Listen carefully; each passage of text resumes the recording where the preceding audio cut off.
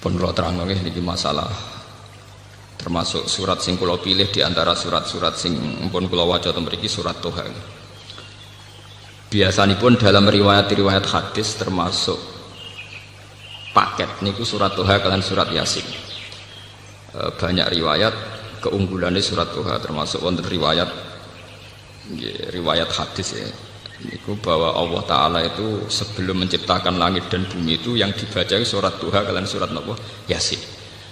Inna Allah Ta'ala qara'a Toha wa Yasin qabla ayyakhluqas samawati wal ardo bi alfai amin. Sebelum 2000 tahun menciptakan langit bumi itu Allah Ta'ala gadah tradisi maos Toha kalian Yasin. Tentu hadis itu riwayat ya, tersebut dalam riwayat ngoten niku ada yang setuju ada yang enggak, tapi sudah menjadi tradisi lama bahwa surat Yasin Toha itu punya posisi khusus niku dari segi riwayat. Terus dari segi makna kalau terangkan awailu suwar niki ngaji ilmiah riyen awailu suwar kados alif lam mim Toha Yasin Nun dan sebagainya. Untuk amannya memang hampir semua mufassir itu sepakat ditafsiri namun Allah a'lamu bi muradi napa bidzalik. Allah langkung pirsa. Tapi untuk Yasin dan Toha itu hampir semua ulama meyakini maknanya itu ya Muhammad. Jadi begini ya, wonten awail suwar yang maknanya itu kira-kira dikatakan Allah saja yang tahu itu pantas. Misalnya kados kaf ya ain napa son. Mergo repot, kakean mikir ya repot. Tapi untuk Toha dan Yasin itu secara istiqmali itu keyakinan ulama tetap Muhammad. Buktinya secara istiqmali misalnya teng tiba ala Toha Rasulillah ala Yasin Habibillah. Artinya secara istiqmali ya sudah didedikasikan, sudah diperuntukkan sinten Kanjeng Nabi. Jadi muni Allah sing pirsa diprakteke wis dinggo. Prakteknya secara istiqmali Toha dan Yasin sudah diperuntukkan sinten Kanjeng Nabi. Buktinya kita nak semaca selawat di ala Toha Rasulillah ala Yasin apa Habibillah. Apalagi secara siakul kalam ya, secara siakul kalam ya, setting ceritanya ini jelas-jelas menunjuk Muhammad. Misalnya kados Toha ma anzalna alaika ing atase sira Toha ka Al-Qur'an, dan tentu orang yang kena khitab ka itu yang terkait Quran tentu sinten Nabi Muhammad. Jadi sebenarnya bisa ditebak kalau secara istiqmali Toha mesti mengarah atau menunjuk sinten Kanjeng Nabi Muhammad sallallahu alaihi wasallam. Lah cuma mulai riyen wadate wong salaf ku tawadhu. Daripada resiko keliru semuni Allah a'lamu bi napa bidzati. Iku tradisi tawadhu. Tapi kemudian yang ironis, teng kampus-kampus tradisi Jalalain itu dikritik. Jadi termasuk kemalasan berpikir, ora wani nebak. Itu kan justifikasi jadi pembenaran kemalasan apa? Berpikir. Kalau sering debat dengan dosen-dosen, Pak Bah, kemalasan berpikir kok didukung? Ya, jawab gue enak. Kamu spekulasi kok minta didukung? Kamu yang berani nebak artinya itu juga spekulasi. Spekulasi sesuatu yang nggak perlu apa didukung. Ya sama. Iya ya sama. Yang anak ini ya tidak perlu didukung. Jangan katakan kalau kamu berani memikir itu terus berani benar itu enggak. Orang berani berpikir itu artinya berani spekulasi. Wani spekulasi bahasa kasare wani ngawur. Paham? Paham? Wani spekulasi itu bahasa kasare artinya wani napa? Ngawur. Wani ngawur kowe kok dukung.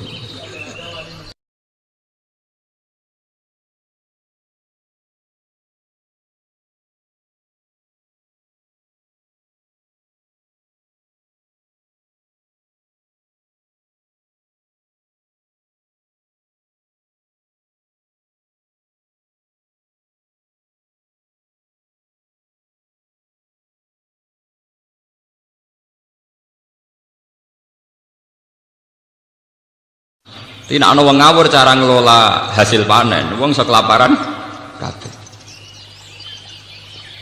Ya alhamdulillah dosen sing ngomongin terus tobat. Selama ini saya tidak pernah mikir kalau spekulasi itu ngawur. Ya makanya saya bilang spekulasi itu ngawur. Makanya saya katakan, tapi meskipun demikian terus kalau terasa, meskipun demikian, Allah a'lamu bimuradi napa bidzalik. Ada awailu suwar tertentu yang mudah ditebak. terutama yang secara istikmali telah dipakai dari generasi ke generasi. Itu surat untuk Toha dan Yasin memang istikmalinya jelas-jelas ala Toha Rasulillah, ala Yasin Habibillah. Apalagi siakul kalam mengarah ke sana. Misalnya Yasin wal Qur'anil Hakim, terus innaka ayya Yasin kan, innaka sak temne sira Yasin, berarti sak temne sira Muhammad iku laminal mursalin. Jadi bisa ditebak. Karena yakin bisa ditebak secara benar, tidak spekulasi. Makanya ulama-ulama secara istikmali untuk Yasin dan Toha berani ala Toha Rasulillah, ala Yasin apa? Habibillah. Sudah demikian ada riwayat hadis sahih bahwa Nabi sering dawuh, saya punya nama banyak, anal Hasyir, anal Aqib, ana Yasin, ana Toha. Termasuk yang disebut Nabi anal Hasyir, anal Aqib, ana Yasin, ana apa? Sehingga sudah klop, artinya secara istikmali ya memang begitu, siakul kalamnya juga begitu, secara riwayat juga mengarah ke kanjeng Nabi Muhammad sallallahu alaihi wasallam. Mbok niku dari segi makna. Terus niki dawuh pangeran ma anzalna alaikal qur'ana litasqa. Bahwa Quran dengan makna al-awamir wan nawahi iki nunjukno nak kanjeng Nabi njen tiyang waras tenan. Al-Quran dengan makna al-awamir wan nawahi, ada banyak perintah, ada banyak larangan. Tentu itu secara teori itu membebani Nabi, membebani Nabi. Ketika raja bertitah, masih barang itu gak penting. Itu bagi yang dititahi itu termasuk super penting. Misalnya raja kepengen rokok barang gak penting. Tapi bagi sing dikongkon pelayan tenan. Padahal mau merantuk rokok ya apa-apa. Tapi karena yang menyuruh raja menjadi sesuatu yang penting. Bagaimana sampean bayangkan seorang Muhammad yang berhadap-hadapan sama khitabnya Allah Subhanahu wa taala. Kayak apa tersiksanya secara psikologi. Sehingga karena beliau secara psikologi tersiksa, segalanya itu dipaksakan ideal, dipaksakan apa? Ideal. Sehingga dalam banyak riwayat Kanjeng Nabi nak salat ini jadi peringatan kaki sing terlalu khusyuk. Nak sholat itu nak sikil loro sawangane jek enak-enakan. Apa meneh mbek slenden malah enak-enakan. Jadi ben serem ben seru mau sikil napa sih? Sitok. Go sawangane sholat sikil loro iku sawangane jek enak-enakan. Lan ning riwayat wali songo iku misale tipake tlacake Sunan Bonang mesti sikil sitok. Kadang ya ono takok. Gus jare iku panggonane sholat kok sikile sitok. Mergo dhisik wis dadi tradisi. Sholat tuh sing seru nek wis nganggo sikil napa? Sitok. Sikil loro gak seru, maksudnya itu biasa-biasa wae, paham? Lho niki tenan niku. Sehingga Nabi ben seru, maksudnya ben tambah heboh, tambah seru. Niku nunjukna ning ngarepe pangeran nak salat nganggo sikil napa? Wis pol kesel salat nganggo napa? Akhirnya mbek pangeran saking taate, saking kepingine untuk tawaduk kepada Allah segalanya serba spesial, termasuk cari paling susah. Akhirnya kalian pangeran dieling ora kudu ngono. Maksudnya salat kowe ora kudu. Lho nggih to kados bocah sing jenise khusyuk. Kowe iku nak sendake koyo nekek weteng tenan. Sing jenis khusyuk lho. Itu sudah otomatis. Nak jenis ra khusyuk ya sampe kukar-kukur. Paham? Lah Nabi ngoten sendake kowe betek salat nganggo sikil napa? Sitok. Belum jumlah waktunya. Panjang sekali sehingga Allah sakit orang ngono maksud Quran tak turun ning kowe ora perlu litat abab napa bil ibadah mintu liqiyamika bi sholatil lail. Jadi sudah sholatnya panjang pakai hanya kaki napa satu. Ini zaman kula ceritani.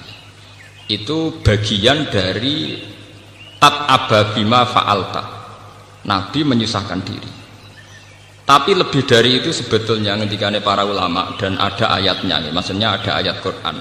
Di luar itu ada masalah yang lebih urgensi, lebih parah.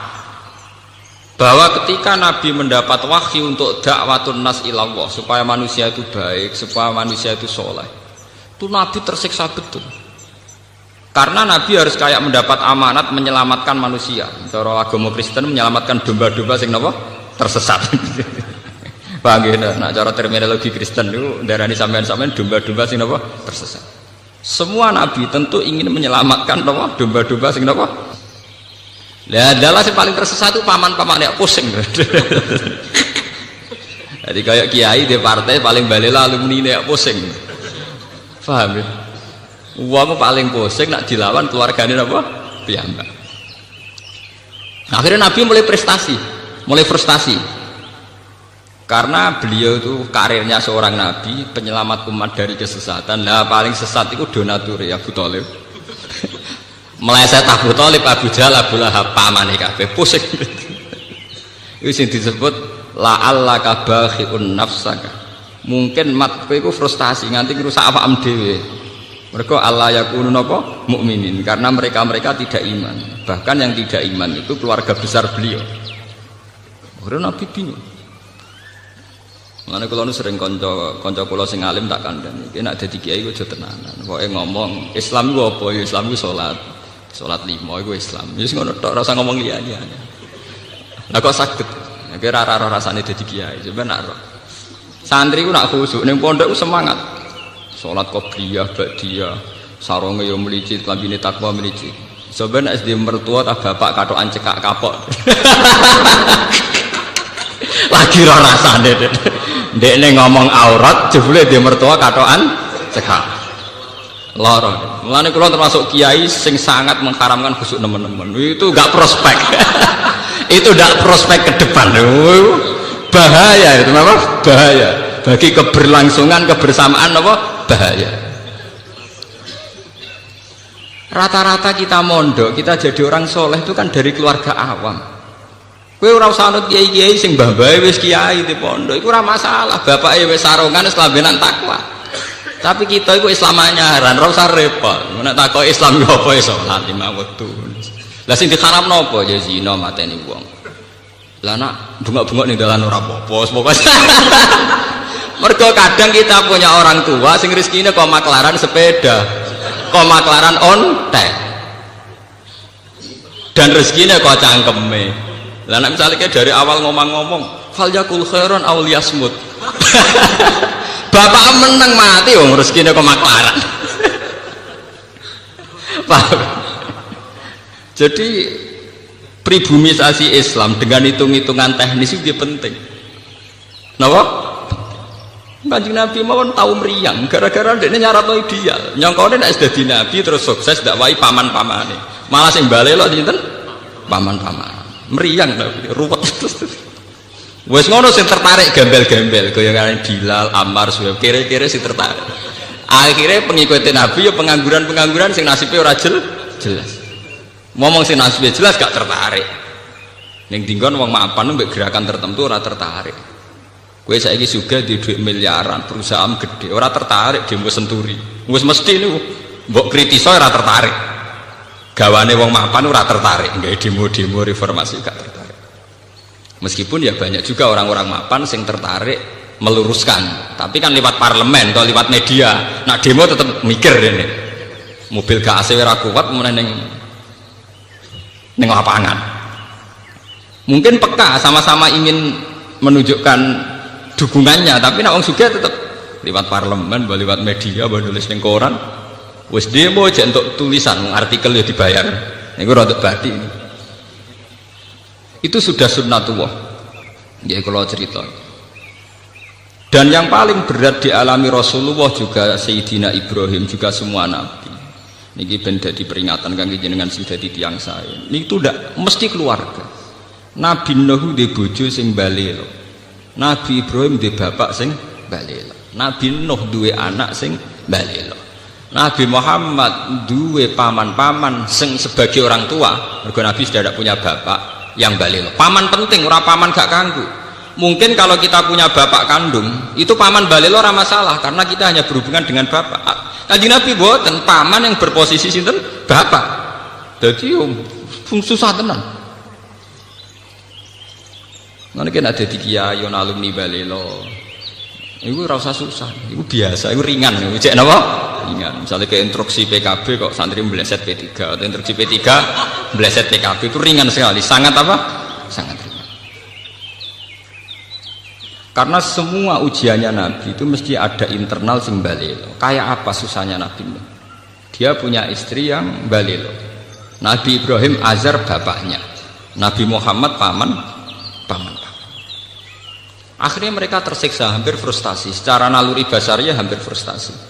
Terus ngendikane Allah Ta'ala, jangan. Risalah itu bentuk komunikasi antara hamba dan Allah Subhanahu wa Ta'ala. Jadi tidak ada presentasi atau tidak ada target untuk bahwa supaya mereka iman semua, itu tidak. Jadi gampangannya risalah ben suara Allah didengar, bahwa aturannya Allah harus didengar. In alaika illal balagh, bahwa aturan Allah itu harus napa?